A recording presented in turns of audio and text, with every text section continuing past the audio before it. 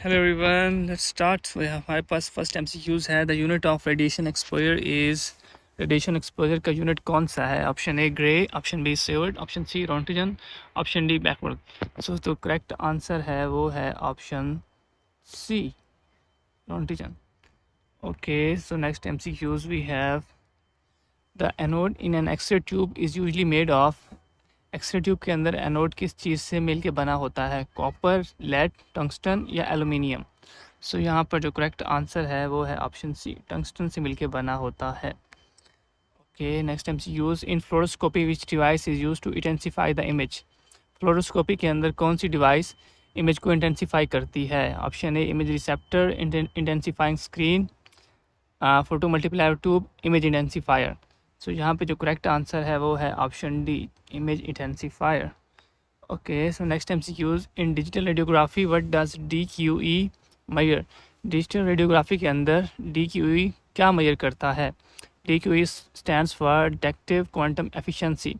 Option A we have spatial resolution of the detector को measure करता है. Efficiency of the detector in converting x ray input to image output. X ray input को image output में convert करता है. या noise level in the image, noise level को measure करता है. या absorption rate of x ray by tissue. So जो यहाँ पर करेक्ट आंसर है option B. Okay, so next MCQs which of the following factors affect the contrast in a radiographic image the most. Option A we have kilo voltage peak, option B milli ampere, option C expire time, option D source to image distance. So here the correct answer is option A, kilovoltage peak.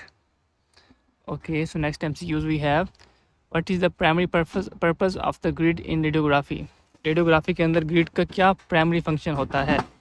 Increase image brightness, reduce scatter radiation, option C enhance contrast by magnifying image, option B D decrease expire time. So जो यहाँ पर correct answer है वो है option B, reduce scatter radiation. Okay, next MCQs है which of the following has the highest linear attenuation coefficient for X-rays. Option A we have muscle, option B fat, option C bone और option D air. So always remember bone का attenuation coefficient factor सबसे highest होता है. Okay, next MCQs we have which of the following exposure combination results in the least patient dose. Okay, कौन सा combination होगा जिसकी वजह से patient dose सबसे कम होगी? तो always remember KVP को अगर हम हाई रखेंगे और MES लो रखेंगे तो जो पेशेंट डोज होगी वो हमेशा लो होगी. ओके, अगर पेशेंट डोज हाई के बारे में क्वेश्चन आ जाए तो आपने KVP लो रखनी है और MES हाई रखनी है. Okay, next MCQs the x-ray photon energy is inversely proportional to frequency, wavelength, velocity, amplitude. So the here correct answer is wavelength के इनवर्सली प्रोपोर्शनल होता है. Okay, next MCQs what is the typical energy range of diagnostic X-rays. Okay, diagnostic X-rays की typical range क्या होती है? 10 to 30 kilo electron volt, 30 to 150 kilo electron volt, 150 to 250 और option D we have 250 to 500. So जो यहाँ पर correct answer है वो है option B, 30 to 150 keV. Okay, next MCQs which type of radiation is emitted when an outer shell electron fills an inner shell vacancy.